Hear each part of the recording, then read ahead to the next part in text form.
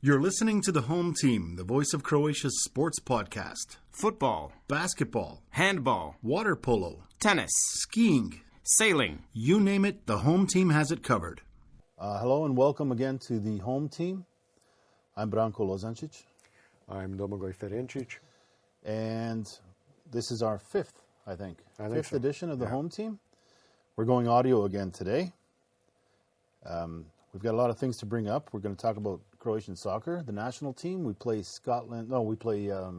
Poland tonight. In Poland. Mm-hmm. Warsaw. And we just played Scotland a few days ago.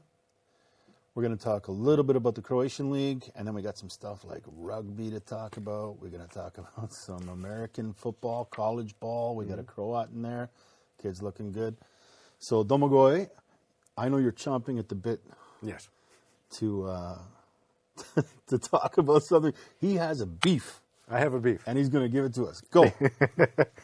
All right, so my beef is the following. So we played Scotland on Saturday. 2-1. 2-1. Yep. Okay. Nations League. Nations League. Yeah. Nations League, third round, three more rounds to go. Yes. I will automatically agree with Coach Latko Dalic that the most important thing is the win and the 3 points. I'm okay with that. He did set the goal. Let's just get this straight. He set the goal for the Nations League to remain in the top tier. Okay. That was it. Yeah. And then after that, it's World Cup qualifications. Okay, and I get that. Yeah. And I understand that and I personally, I agree with that. I think the focus should be on World Cup, European, the Euro, and Nations League as a distant third. And I would use the Nations League actually to take a bunch of players that you don't normally use, play them, so that when you need to bring somebody up to rotate them in, that they're always ready, that they know the system, that they're familiar with the players. You can't do that too much, though.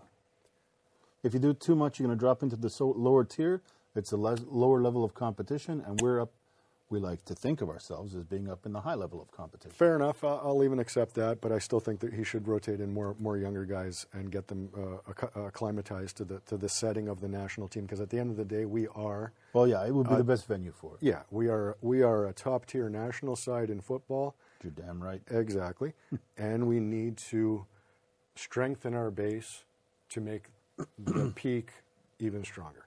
However, my beef is the following. We win 2-1. We're leading 2-1 going into the literally final minutes of the game. 90 plus 5. Yeah.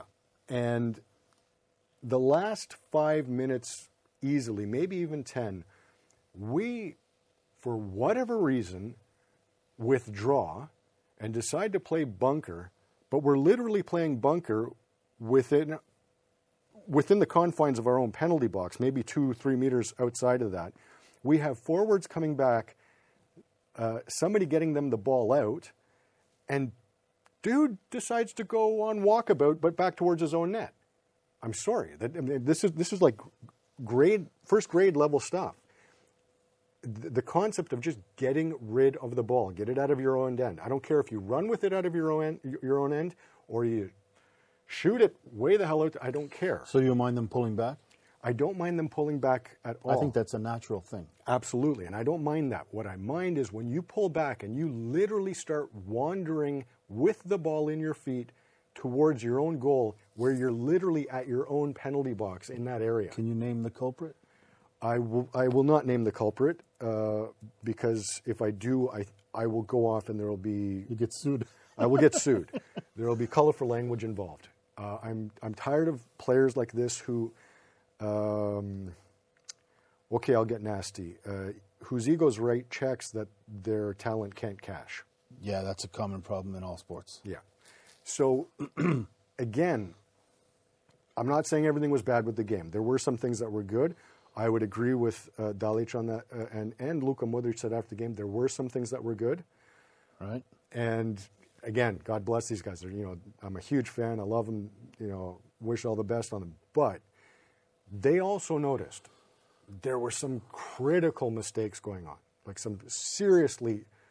Well, I think we have a problem in general when it comes to that in the last 5-6 games. Yeah, absolutely. Finishing. Yes. We're in the lead until the last 5 minutes, and we concede a goal. Yes. And, okay, I think it was, what was it, against Italy? The ref was kind of shady, whatever. But we can't always blame it on the ref. I mean, this time we won 2-1. Yeah. But that was thanks to the VAR, which this time went our way. Yeah. However, if we're going to depend on that, then we're in trouble. Well, that's my point. And I would never, I was always taught growing up in the sports that I played, my coaches always instilled in me, crassy teams blame the reffing. Classy teams play above it. And you got to play to your level and play the game you're going to play. If the ref's going to, if it's daylight robbery, everybody will know it.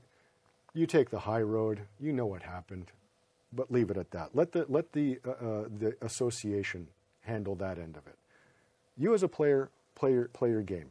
By the way, what you said about the VAR going our way, I don't want to disparage the Scottish team because I like them too. Actually, Well, I shout out to the Tartan Army. Absolutely, those guys are great. Yeah, they're fantastic. And to be honest, and shout out to their whole fan base that came here to Zagreb.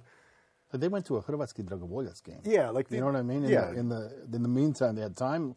They go to a lower league game. Absolutely, that's cool. Those guys are nice. Absolutely, and I was going through the center of town. Obviously, the entire time they're all there.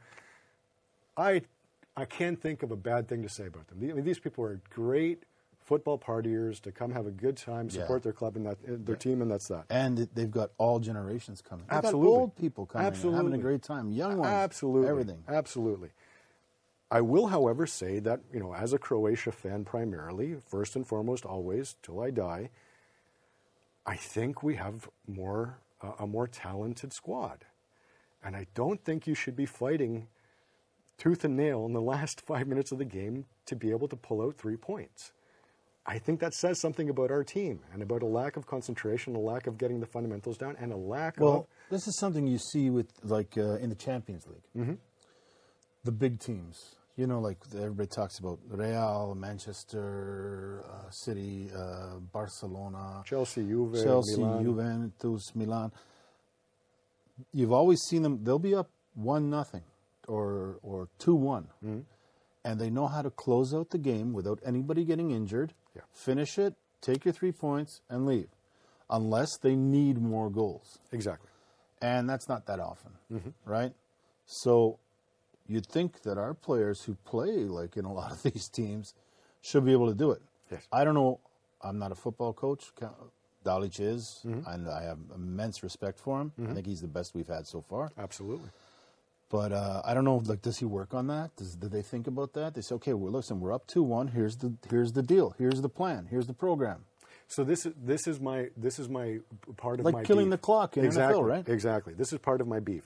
Because it's exactly that. In the NFL, you know exactly what plays are going to go in for what situation. You've got this all mapped out beforehand, right? My beef with this is if you go back, let's say go back to the Euro, what was it? Italy, Albania, yep. And I forget the third one. It doesn't matter. The point being is that we were playing exactly what I heard Luka Modric say after this last game with Scotland. He said there was a time when we had a lot of confusion. I'm sorry, at this level, you cannot have confusion. Right. This is a game that you've been playing your entire life, and you've got an abundance of talent and seniority, experienced players that know how to do this. They know how to close out the game. So there's something's gone wrong there, as far as I can tell. Okay, well, the last 2 games we beat Scotland 2-1. Yeah. We beat Poland 1-0. Yeah. We lost to Portugal 2-1, and I don't think we did that bad in that game. It looked very promising, in my opinion. Especially, I like Matanovic. No, I agree. I think if with the right development, he could turn into a major goal-getter, and we haven't had a goal-getter for a long time. A long time. Since the Silva. And then we get to the European Championships. 1-1 with Italy, 2-2 with Albania. Yeah. Playing up to the big teams, down to the poor teams, although some of these teams now it's hard to say if they're a big team or not. Fair enough. But closing out the game, that's something that, I don't know, they did it with Poland, but with Scotland, it was kind of iffy. Yeah, for me, there's no shame in losing a game. There's shame in losing a game that you didn't play up to the standard to win it. So tonight we got Poland. Yeah. What do you think? Ba-boom. Yeah, so Look, obviously, I would expect a win. In Poland? I am expecting a win. I don't buy into this playing for a tie unless it's like the last round and all you need is a tie. Why would you risk going after a win? I am a strong proponent of the best defense is a good offense. I think we are player per player better than Poland. I think we have better talent. I think our coach, when he's on point, is fantastic. I respect the crap out of Dalic and what he's managed to do with the team. However, we are coming off of a win that everybody knows within the team, hey, we didn't exactly play our best.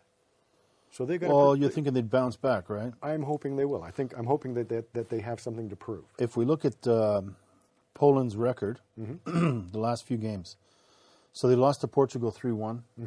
They lost to Croatia in Croatia 1-0. They beat Scotland in Scotland 3-2. That's pretty high scoring. Yeah. You wouldn't want to concede 2 from Scotland either. Exactly. No offense to the Scottish. No. It's not, Yeah. France and Poland. Poland played France at the European Championships 1-1. They lost to Austria 3-1, which isn't as surprising as it should sound. Austria has come up to be a pretty strong team. They've got a strong generation coming through now. And they lost to the Netherlands 2-1. Which, again, shouldn't really be a shocker, right? Right. Well, I don't know. Poland should be better. Like, they've got a 60 million population. It's like, why does Brazil play? Sure, they've got 250 million people. Okay, sure. I 2,000 leagues. Right? Yeah. Okay, I get the math. You're drawing from a much bigger pool and whatnot, but it's not just a numbers game. Like, how would I explain this? Oh, I get that. Yeah. It's about the tradition in the country, what kids grow up playing, living with, whatnot. I think in Poland they grow up with that. I think so, but I don't think it's anywhere near the fanaticism that we have about the game. Don't be surprised. I'm not. That's my take on that. And to be honest with you, look, they've got Lewandowski, who's 36 now. Yeah. And he's not a midfielder. He's a striker. And it's one thing to get a little bit older as a midfielder. It's another thing to get a little bit older as a striker. He's not on their. Yeah, he's on their list as a striker. He's 36. Yeah, 36. And don't get me wrong, the guy was killer. I mean, he was awesome. All good. But I think that there is an issue with strikers more so than, let's say, with midfielders, of a certain amount of time on the pitch spent, because you're going to get banged up. Yeah. Yeah. So, anyways, I think my opinion is that we should be able to handily, I don't mean blow them out, but we should be able to win the game without having it being brought into question at any point. Yeah, I couldn't bring up Poland-Croatia head-to-head to see how we've done in the past. Besides the last game, I don't know. I can't remember when we played them. I think we only had maybe 2 or 3 games all told, and I don't think we've lost to them. Right. Yeah. But, I mean, anyways, that's my take. I'm assuming you're also predicting a win? Yeah. Somebody just up in the office predicted a loss, but he's an old guy, and I don't believe him. Well, there you go. Okay. You want to move on? Sure. Let's talk about the under-21s. Super. They're playing tonight. And it is qualifications for the Under-21 European Championships, which will be held in 2025. They kind of have a make-or-break situation going on. Ivica Olic, the new coach. They're playing Greece in Koprivnica. And they need a point to go to additional qualifications. 3 points might secure them direct qualification. Anything to say about that? Absolutely. They beat Andorra, right? Yeah. So here's this is...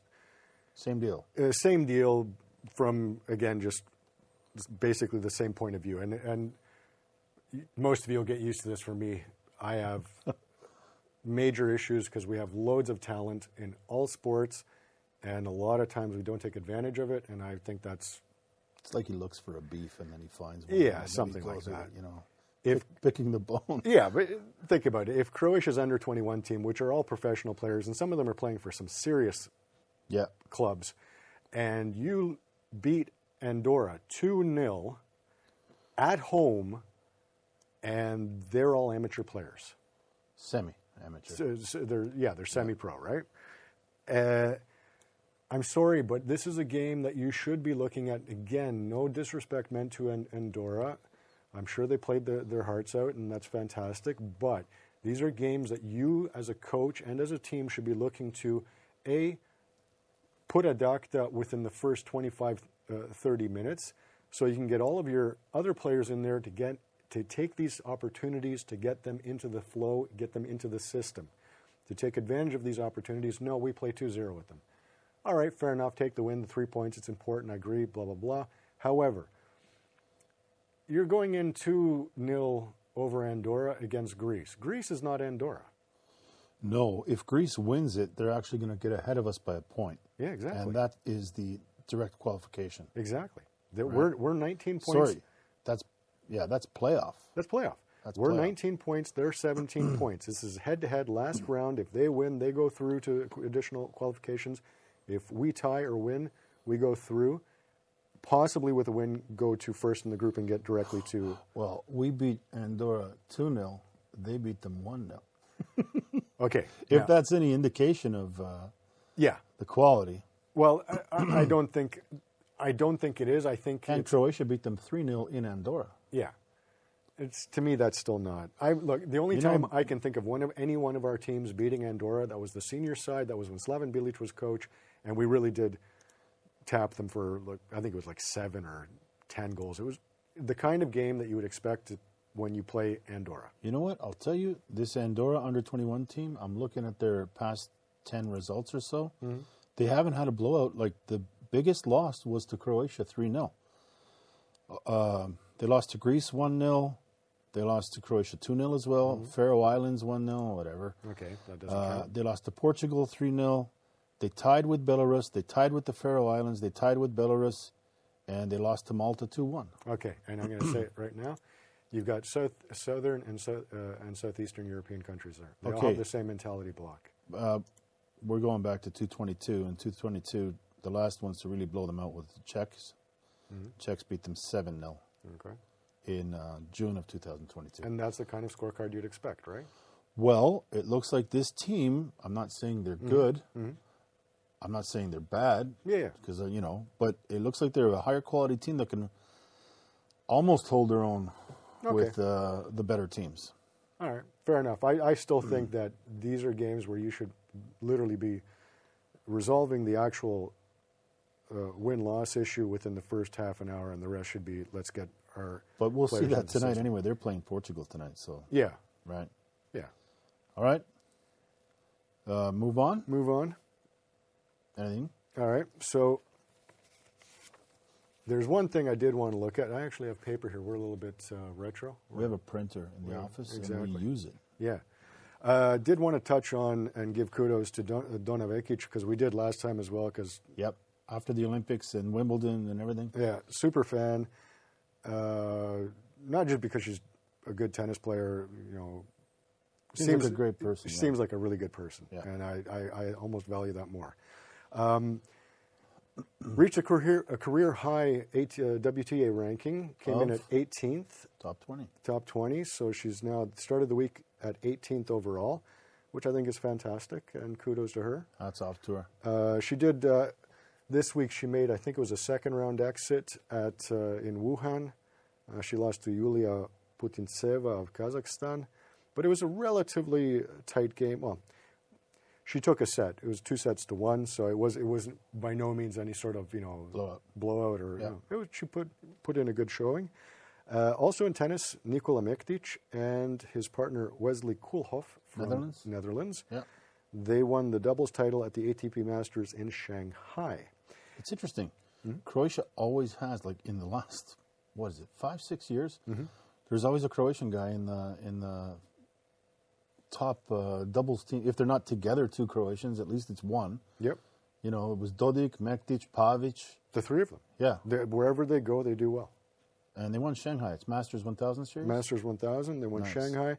And actually the final, in terms of doubles, because doubles you usually see that, like 6-4, blah, blah, blah. And the last one would be like 17. Yeah, 17-19 type of thing. Yeah. Something like that, right? But it was a 6-4, 6-4 final. They beat the Argentinians Maxim Gonzalez and Andres Molteni, and kudos to them. I think this was their 4th final this year. How much money is in that? In doubles? In doubles, look, if you're playing... Like, it's obviously worth it. It's worth it. So if you look at, if I'm not mistaken, for a long time you had those American brothers, the Bryan brothers. I'm going to kind of pull it out of the top of my head, but I think their career earnings were well in excess of 10, maybe even $15 million. And that was how long ago? This is maybe 5, 6. Well, they were when they were at the peak of their powers. They're probably still playing, but this might have been like 4 or 5 years ago. That's not bad. No, I think, dude. It's better than digging a ditch, right? It's like, hold on a second, I can do drywall or I can play tennis. Yeah, really. Like, I'll take the tennis. Yeah. So, but yeah, no, you can make some really good coin there. And as you said, look, Mektic and Pavic, when they were together, they were winning and dominant. Yep. Honestly, I never figured out why they parted ways. It could be scheduling. It could be. There's all kinds of things. It might even be the ATP. Yeah. Because, all of them are always breaking up. Like, you'll see a doubles pair together for a while and then they break up. And it can't be like everybody gets into an argument, right? And I think, I know the singles, they have to play in the doubles. Yeah. Yeah. As far as I remember, they have to play in the doubles, but they usually just lose the first game and go on. Or it might be the mixed doubles. I'm not sure. No, it can't be the mixed. Okay, maybe I'm wrong. We will check that. We'll check that. But I know they have to tweet. They have to have like a Twitter account, X account. They got to be active on X. And they have to be active. And like Borna Čorić and what's his name? Marin Cilic. Cilic was tweeting a lot. Yeah. Yeah. And so I guess after the game he takes like a selfie and says, "Hey, I won." Yeah. But I just had a brain freeze, though, because the way you were describing it, that they're all like in doubles, they're like, breaking up and they make it sounds like a soap opera. For all we know, it could be. There's a movie in there. Absolutely. That's what I wanted to bring up in tennis, which another interesting vis-a-vis your point. On the way to the final, in the round of 16, they beat Dodig and Bopana. So another Croat. Yeah. So that's what I had for tennis. Once again, kudos to Domagoj. Yeah. Could take a look now at a couple of things that are just starting. So in handball, you've got the European leagues starting up now. And this past week we had, let's call it, not so good results. Right. So Sesvete, there's no other way of saying it. Sesvete got hammered by Flensburg, German side. They got hammered 42-25. Yeah, that's a big difference. Yeah, that's a whooping. Yeah. That's a whooping. That's a whooping, yeah. However, to put that into context, Sesvete, obviously our league is a lot smaller. We don't get the same money players that the German league will get. In fact, most of our players will end up going to the German league, to the Spanish league, whatnot. Excuse me. And Sesvete is actually making its kind of like first foray out towards that. It's not like Sesvete has been like our Zagreb or Metkovic, which would be our two strongest. I think Nexe, Našice. Next, exactly. And they're coming up next on this. So they got hammered, but I don't think that's I don't think it's the embarrassment that people might think when you hear the scoreline. After that, Nexe, same competition. This is first round. Nexe lost, but they lost a heartbreaker. They lost 29-28 to Radnički from Kragujevac. Right. So Nexe has always been, in my opinion, just always teetering on that edge of being able to make that step higher. Yeah, I'm not familiar with. Well, we can start from the basics. I still don't know when it's a foul in that sport, but how does a team like Nexe from Našice afford players? Have you been to Našice? Yeah, of course. It's a small town. Well, both of us have been there. Yeah, we've been there. It's a small town. It's a very small town. Wouldn't think like a Champions League any sport, Champions League, they're going to be in it. But they are. And they recently changed their coach like half a year ago or something. And they've been playing in, what is it, the Champions League? So this is the EHF European Cup. Right. Yeah. Okay, it's a cup game. Yeah. But they've been doing it. Like, I haven't heard much of Metkovic lately. So exactly. Well, and that's, I think, to your point, is that you've got smaller settings like Našice, Metkovic, and Metkovic produces loads of handball players. Like, I could just start and not stop mentioning how many fantastic handball players we've produced. Well, I at think Metkovic. Metkovic was the Patrick Chavar. I think he's from Chavar. He was from Metkovic, Yeah. and he was the big one. Well, Chavar. And among the first. Metlicic. Metlicic, yeah. I'm going to forget their names, but the brothers, but again, they all ended up gravitating to Zagreb. Right. More money, I get it. More exposure, I understand. I think Našice has a similar problem, but let's say that Sesvet is not in that area, in that kind of, it wouldn't fall under those, under that kind of framework. So I don't think this is as embarrassing as it might seem by the scorecard. Next, losing by 1 goal to Radnički, I would have preferred to see them win, obviously, but I don't think it's the end of the world.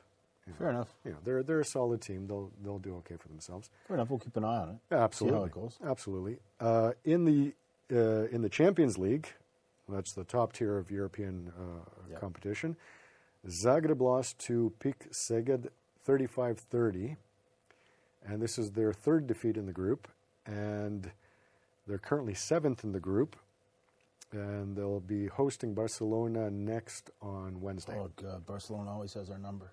Well, Barcelona, At least they always did. Yeah, Barcelona has our number because they get players like Patrick Chavar. Did they have Chavar, yeah. They get the top players out of Europe, and then they have the best team, and and it's the same thing with some of these German sides. It's literally making the comparison of Dinamo in football or Hajduk in football playing Arsenal, Bayern, Juventus. Yeah. That's the level of comparison. So when I look at this, I always expect to find Zagreb in the bottom half of the group, probably pulling out 2, 3, 4 wins in the entire group stage. Right. So, you got to bear in mind that they're losing their best players. We are losing our best players to these bigger leagues that have more financing, and that's understandable. All right, let's move on. Let's talk about hockey. Right. And I'm talking about ice hockey. Hockey, eh? Hockey, eh? All right. Sisak. Yes. I haven't heard anything about Medveščak for years now. Yeah, so Medveščak is it's a sad and tragic story that I will encapsulate in a couple of words. You are playing in the Ebel League, the Austrian league, and you're doing really, really well. You're building up, you're rebuilding a fan base that was already there because we had a good, Fan base strong from before, yeah. Exactly, from before, and it all went to pot. For obvious reasons, the war, blah blah blah, things kind of disintegrated for understandable reasons. But you get back into Ebel. First of all, you start playing domestically. Then you get into Ebel. You start doing well there, blah blah, and all of a sudden, you go into the KHL. I said at the time, do not go into the KHL. It's too early. You don't have a system set up. That's just a classic case of overexpansion. Overexpansion, right? Yeah. And they went in there likely with the idea of, look, we'll really hit it hard this time, and somebody will buy us out as a club. Or support us, sponsor. And you'll get, so I'm pretty sure that they were looking, because KHL is obviously, it's a predominantly Russian league, and they were looking for some Russian to come in there and say, oh, club, good fan base, blah, blah, blah, I'll buy it. Everybody walks away happy, and you can then move forward because you have money for players. Well, that didn't happen. Well, then everything fell apart. And now they've basically fallen off the map. And although, wait, we're talking about, you got to admit that game in the arena. So again, in Pula, the Roman arena. I think this is all stuff that was never seen before in the world, and I think that was fantastic. I thought it was awesome, and I think they could have kept doing that. I just think they should have kept doing that within the Ebel League, and again, slowly build up. All right, well, Sisak is in the Alps League. Yeah. The Alps Hockey League. Yeah. And I think they're Italian. I'm not sure. The league. Yeah, the league. Yeah. But anyway, there's Austria, Italy, Slovenia, and CSUK. Yeah. Right? And they've been doing pretty well. They have been doing well. They're fifth out of 13 teams. Mm-hmm. They have 3 wins, 5 games played, 3 wins, 2 overtime losses. Yeah. And they beat some pretty, we could say, strong teams. Mm-hmm. They've beaten IKZ from Austria. Mm-hmm. They've beaten Cortina. And they tied just last night, was it? No, a couple nights ago. No, they took a point from Yuzhny Tyrol, Southern Tyrol. Yeah. Which means it was an overtime loss or something like that. Yeah. Yeah. So, one of my best buddies, his son plays hockey in Zagreb, and they frequently play in CSUK. Yeah. Now, something interesting happened there. If I've understood this correctly, they took that thing I was talking about, like slowly build a base. Right. They now have new facilities. Uh-huh. So you actually enjoy going to watch the kids play there, right? Yep. Because I'll catch a game every once in a while when my buddy calls me. He's like, Adam's playing. I'm like, okay, great. We'll come down for the game. Yeah. It's fantastic. The boys have a couple beers behind the glass. You watch the game. It's pretty good hockey. You'd actually be surprised. I went to watch because he plays for the national team as well. Right. And look, for a kid who grew up in Canada watching the Leafs and stuff like that, I was impressed. These kids know what they're doing. And I think what's happening now is because Medveščak on the senior level has effectively dissolved, it's now gravitating towards CSUK. They're pulling up a lot of good players. They're getting the bulk of the good players here. And yeah, they're doing well, and it's being talked about. This is not the first time that this is not the first mention I've heard of it. It's been talked about, and good for them. I just hope that they keep going into this slow, steady progression. Basically, don't blow your wad too soon. Yeah. Okay. Let's talk about. You want to talk about? What do you want? Do you have anything else? I do want to bring up volleyball just because this is also. You and I both probably remember this because we came, 50 million odd years ago.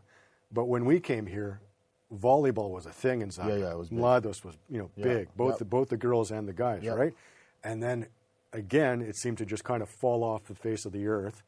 And now, in the men's, lost to the Austrians in Innsbruck, 3-1. Who's Zagreb? Zagreb. Yep. That's Mladost. They lost. They're not going to advance. However, putting things into context, Innsbruck was heavily favored. Okay. They're a solid team. Yep. So fair enough. No complaints there. You took a game. That's, as far as I'm concerned, that's great. Let's keep working towards improving on that. But the women, Mladost, they beat Gatsko from Bosnia-Herzegovina 3-1 to qualify for the CEV Champions League. This is going to be the first time in 20 years, many moons, that we actually have European volleyball back. Champions League volleyball. Yeah.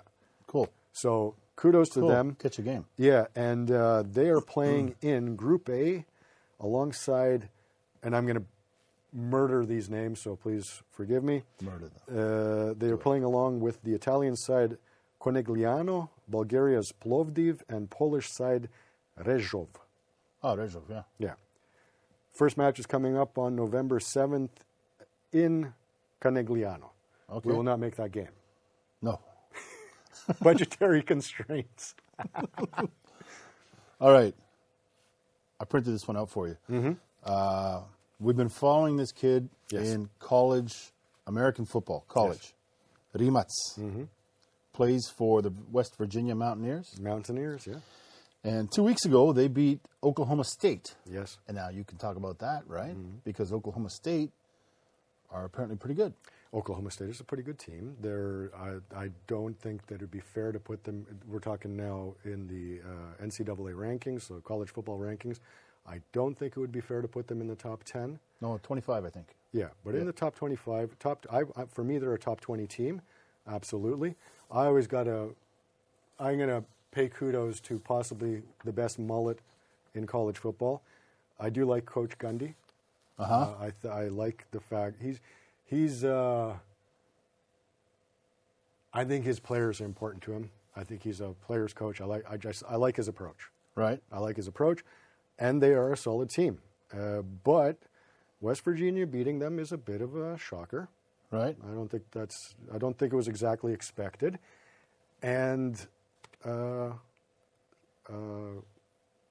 young guy of Croatian extraction. Yeah. Well, here's the thing. So we have a connection. And it looks like we could get Tomas Rimac either by video link or on an audio call or something to join us here in the home team.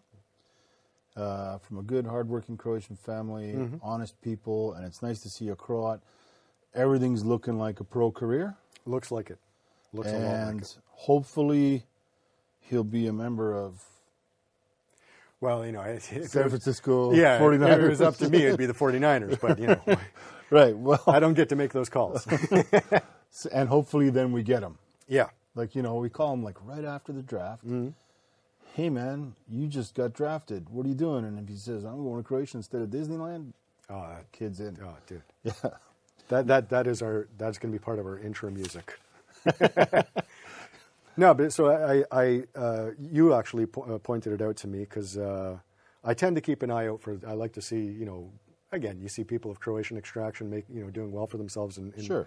sports that I like to watch, and you're always, it's always nice. And you pointed it out, and I last season I started to follow a little more closely. Again, offensive lineman, so this is not something that you will on the regular see somebody dominate like you'll see like a running back or whatnot. But over the span of a season, you will start to see quality. And that's what I'm starting to notice. Right. And all I can say is I'm impressed. And hey, he's a big kid. He's huge. I call him a kid. He's like huge. You're afraid to call him a kid to his face. Dude, like, hopefully he doesn't watch this. I probably have to look up to his belly button. I mean, come on, the guy's massive, eh? Yeah. But kudos and all the best. And God, I hope it works out because it looks really good. It looks really good, and that's yeah. All right, you want to wrap it up with this last topic? Sure. The mother of NFL. The mother of NFL, which is rugby. Rugby. So we've got a team from New Zealand, Northland Tarara. Mm-hmm. Most of the people, the players, and I think the coach, they're all Croatian descent. Mm-hmm. But these are Croats that went there like in the 1800s. Yes. And they're coming here. They're leaving on the 21st. They're doing a 4-game tour in Croatia. And they're all excited, not so much about the rugby. It sounds like they're excited to see their roots. Yeah, absolutely. Absolutely. And apparently, if you open the phone book in the northern part of New Zealand, there's a lot of Croatian last names. Yeah. And a lot of them are mixed Maori descent. And I want to see a haka. So I want to see that. Yeah. I want to see how Croatia reacts to it. Like, are they going to stand there and look at them? I think that's what you're supposed to do, right? You're supposed to stand, face it. Yeah. It's a sign of respect. Yes. And it's a challenge, they say. Take the challenge. Take the challenge. Play the game, and then go have beers after. Third half, right? Yeah. So when I played for, our coach was Welsh. And we had the Oogie. Oh, yeah. The Oogie, oi. Oi. I can't remember. It was many moons ago. But I'm really pumped to see this.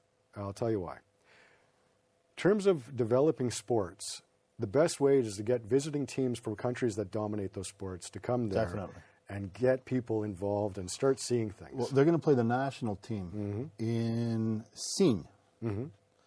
And then in this article, it doesn't say which other teams they're going to play. So if they're playing up here around Zagreb somewhere, definitely. I plan to go catch I want to see it. Absolutely. I want to see it. Absolutely. And if we do, or if I go, try to get a couple of videos and we'll put it up. We'll see if we can talk to some of the players. But definitely want to go because, look, honestly, I want to go purely because the game's developed a lot since I last played. And I played many, many moons ago. The other reason is I want to see I don't even know if you know this. I played in the league here, in the rugby league here. Yeah, I know. Yeah, I played for Lokomotiva. Right. Very, very brief stint because... Injury? No. Contract? No. Well, beer? No, but let's say the last one was closer to anything relevant. But yes, well, we won't get into that right now. But I want to see what's going on with our league. I want to see how we're developing. So, like when I played for Lokomotiva, one of our coaches was the hooker for the national side. And I got to be honest with you, when you look at, like, for instance, Split produces a lot of good rugby players. They got a pretty good tradition in rugby. But it was, again, you had guys from Split going to play in the French league, and then they'd come back and they'd, help out. That's what I'm saying. I think this is fantastic to get as much connection. Like when I was playing in Canada, we would, I never went on this, obviously, but during the summers, they would organize trips to go do a sevens tour of, let's say, Ireland. And believe me, you learn some rugby. Yeah. You know what I mean? Yeah. Now, obviously, I didn't go because my parents are Croatian, so it was either that costs money. Yeah, I get it. Or it was like, look, we're going to Croatia. Get a summer job. Get a summer job, right? Yeah. But yeah. The coach's name is David Jurlina. And he says they raised the $150,000 needed for the tour by 60 individual sponsors, a cattle fattening scheme, and a fundraising event organized by the Rural Support Trust. And then he talks about he's been here before. And he says, when you walk into a graveyard and you see your surname plastered everywhere, you realize that's where you do actually come from. Which is kind of cool. Or you walk into someone's house and you see a photo of your own family on the mantelpiece. Yeah. And these are guys that 1800s, right? They left a long time ago. Or you go up to a village in the mountain and there's a little stone hut and that's where your grandmother or grandfather was born, right? He said an older lady came out and burst out crying when she saw me. Apparently, I look exactly like her brother. Yeah. So yeah, it's quite an emotional time. No, I think it's fantastic for them as well. Yeah. Because I want to meet these guys. Like, yeah, absolutely. It should be pretty cool, and it's a cool sport. It's a fantastic sport. Yeah. And I look forward to seeing them. So the 21st they're leaving. Apparently they're going to be here for 2 weeks. If they leave on the 21st, they get here, the 26th? Yeah. They're far away. Yeah. They're known for wineries, farming.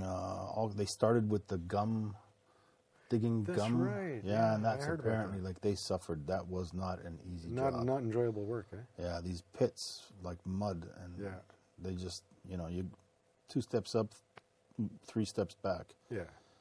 So, yeah, they've got. Did you see that? Yeah.